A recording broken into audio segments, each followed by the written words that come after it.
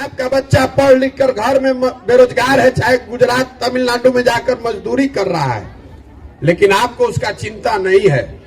आपको चिंता है राम मंदिर का, आपको चिंता है भारत पाकिस्तान पुलवामा का, आपको चिंता है जात का। तो ये सुधरेगा कैसे रे भाई? आपने हमने कहानियों में सुना है, पुराने जमाने में जो राजा होते थे वो रात में भेष बदलकर निकलते थे, ये जानने के लिए कि प्रजा को क्या तकलीफ है। लेकिन आज आप और हम जिसको वोट देकर राजा बना रहे हैं, रात का बात तो छोड़ दीजिए, वो दिन में भी आपका सूद लेने नहीं आ रहा है।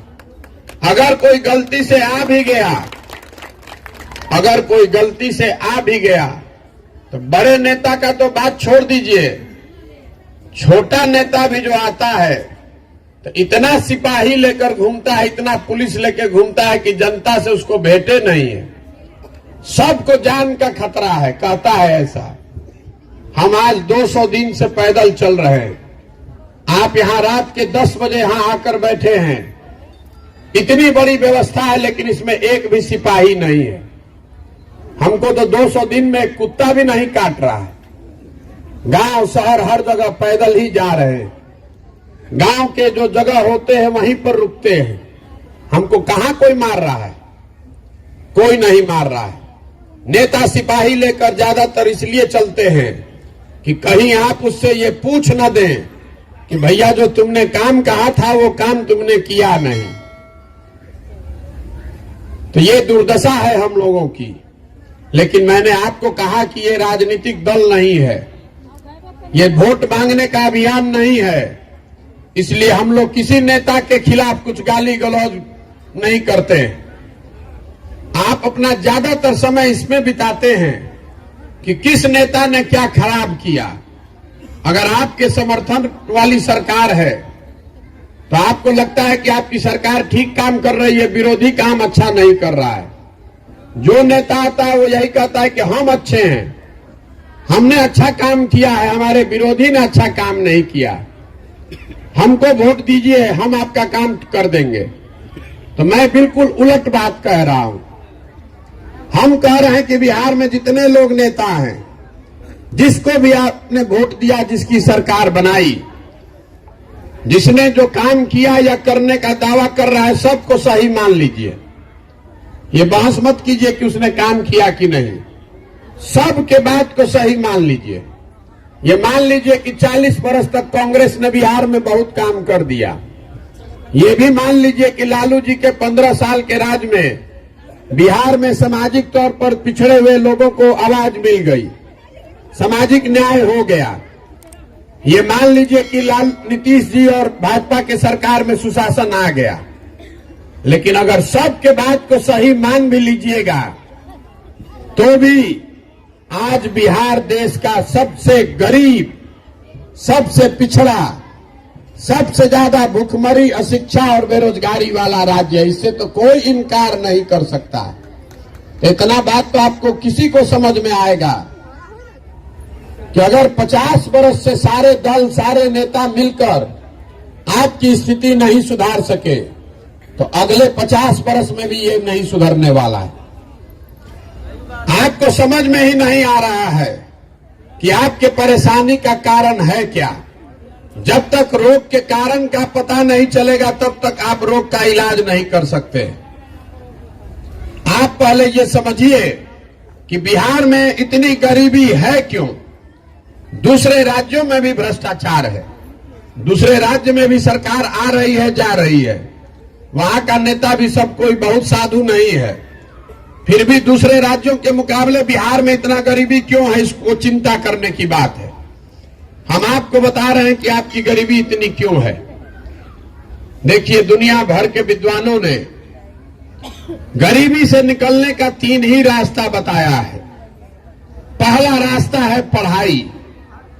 अगर आपके बाल बच्चे बढ़िया पढ़ लिख जाएं तो पढ़ लिख कर नौकरी पाकर अपना जिंदगी सुधार सकते हैं।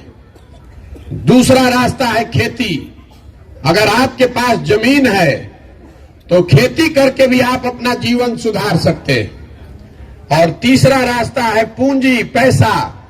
अगर पढ़ाई नहीं है, खेती नहीं है, आपके पास पैसा हो तो आप दुकानदारी, रोजी रोजगार, व्यापार करके अपना जिंदगी सुधार सकते हैं। बिहार को अगर आप ध्यान से देखिएगा तो आपको पता चलेगा कि यहां ज्यादातर लोगों के पास ये तीनों में एक भी चीज नहीं है। जितना यहां गरीब आदमी है उसके बच्चों के पढ़ने की सुविधा ही नहीं है।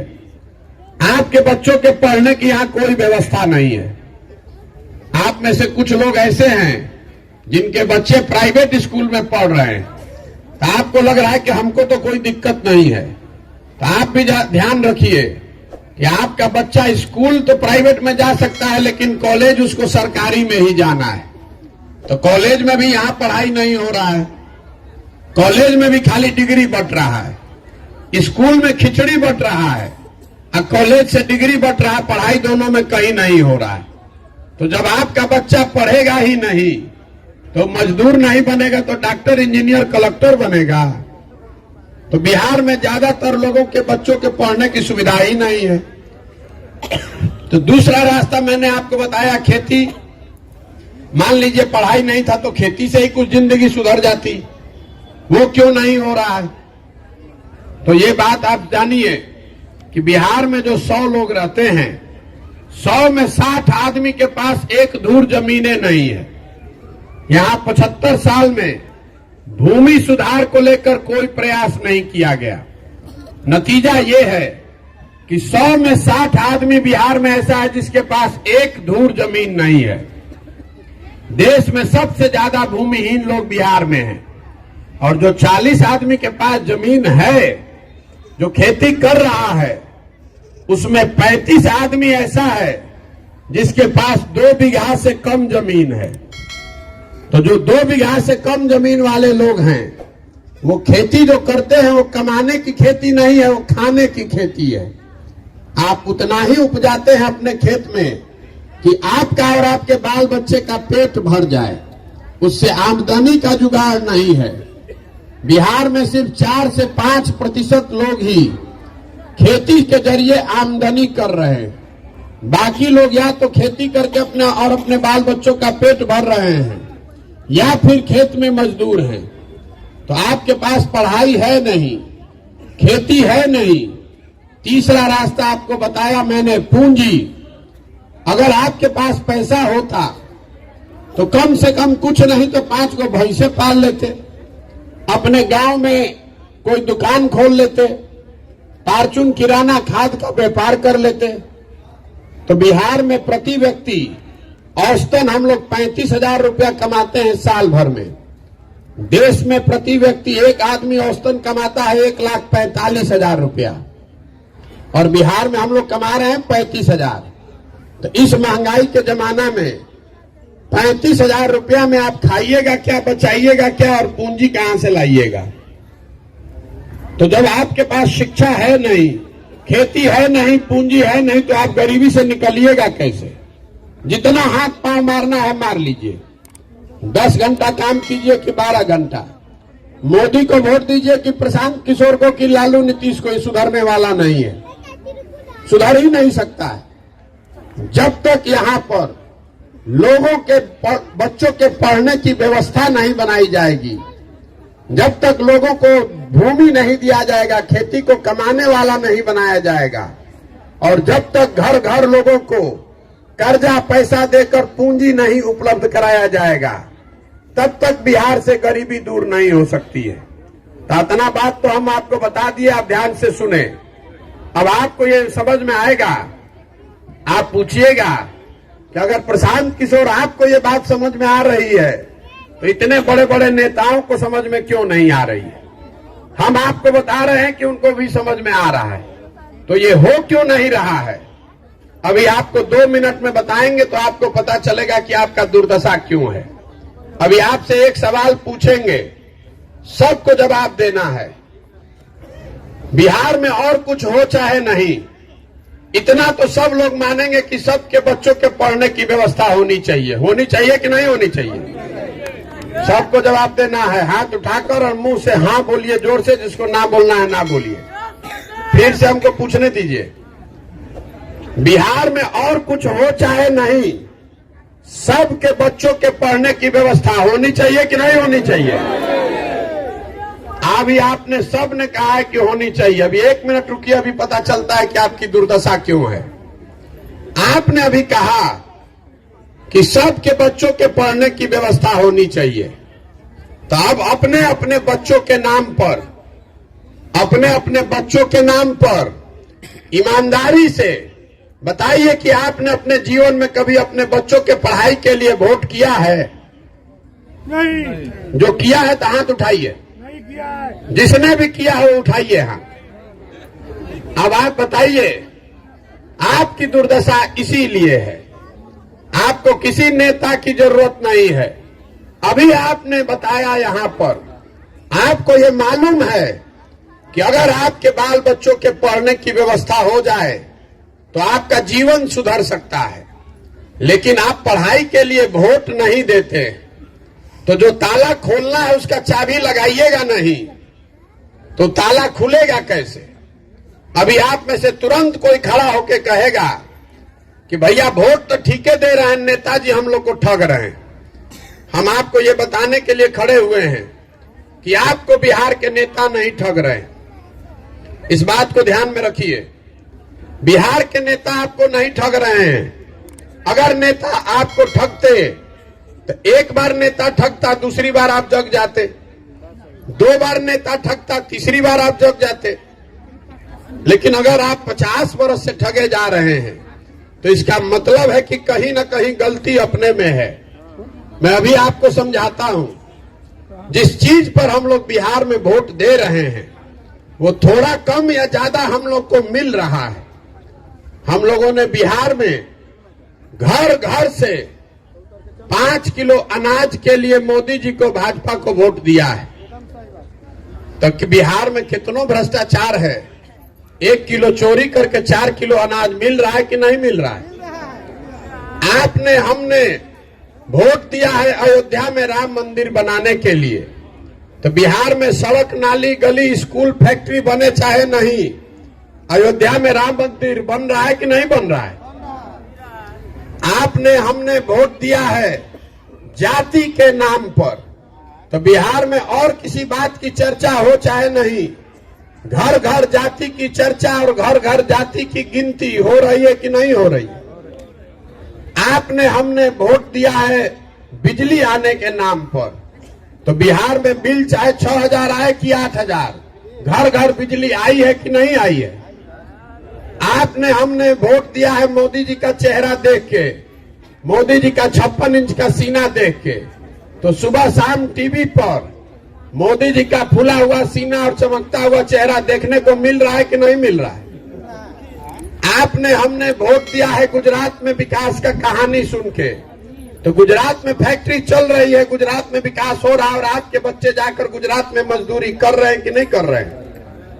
तो किस बात पर आपने वोट दिया है जो आपको नहीं मिल रहा है? हमको बता दीजिए। जब आपने अपने बच्चों के पढ़ाई के लिए, रोजगार के लिए वोटे नहीं दिया है तो आपको मिलेगा कैसे?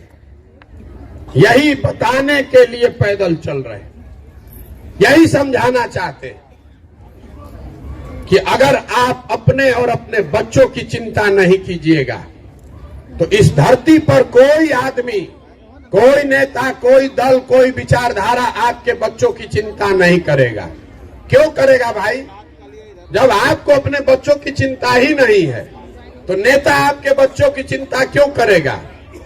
हम पैदल चल रहे हैं, 150 लड़का आगे दौड़ता है, तो ज्यादातर बच्चों के शरीर पर शुद्ध कपड़ा नहीं है। आपके छोटे छोटे बच्चों के पैर में हवाई चप्पल नहीं है। आपका बच्चा स्कूल जाता है तो पिलुआ वाला खिचड़ी खाकर घरे आ रहा है। आपका बच्चा पढ़ लिख कर घर में बेरोजगार है, चाहे गुजरात, तमिलनाडु में जाकर मजदूरी कर रहा है, लेकिन आपको उसका चिंता नहीं है। आपको चिंता है राम मंदिर का, आपको चिंता है भारत पाकिस्तान पुलवामा का, आपको चिंता है जात का। तो ये सुधरेगा कैसे रे भाई? ये नहीं सुधर सकता है। हमको आप कह रहे हैं कि प्रशांत किशोर चले हैं, बहुत होशियार आदमी है, सुधार देंगे। हम आपको बता रहे हैं, जो आदमी आता है वो यही कहता है कि हमको वोट दीजिए, हम सुधार देंगे। मैं आपको कह रहा हूं कि एक प्रशांत किशोर को छोड़िए, अगर 10 प्रशांत किशोर आ जाए तब भी बिहार नहीं सुधर सकता है। जब तक आप नहीं सुधरिएगा, जब तक आप अपने बच्चों के लिए नहीं खड़ा होइएगा, तब तक कोई नहीं बिहार को सुधार सकता है। लिख कर रखिए इस बात को। यही बताने के लिए चल रहे हैं। अपना जीवन का सब कुछ छोड़ के 200 दिन से जाड़ा, गर्मी, बरसात पैदल इसलिए चल रहे हैं कि जाकर गांव गांव आपको हाथ जोड़ रहे हैं। आपसे वोट नहीं मांग रहे हैं, आपसे चंदा नहीं मांग रहे हैं, आपको हाथ जोड़कर इतना ही कह रहे हैं कि भैया अपने लिए नहीं तो कम से कम अपने बच्चों के लिए जगिए, अपने वोट की कीमत को समझिए।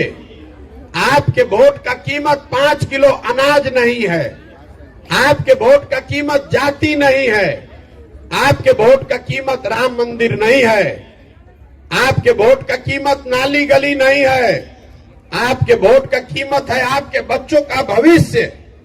अगर वोट नहीं ठीक दीजिएगा तो जीवन में लिख कर रखिए, जिस गरीबी बदहाली में आप और हम जी रहे हैं, इसी गरीबी बदहाली में आने वाले पीढ़ी और बच्चों की भी जिंदगी बीतेगी। कोई नहीं बिहार को सुधार पाएगा। नहीं तो जगिए, यही बताने के लिए घूम रहे हैं।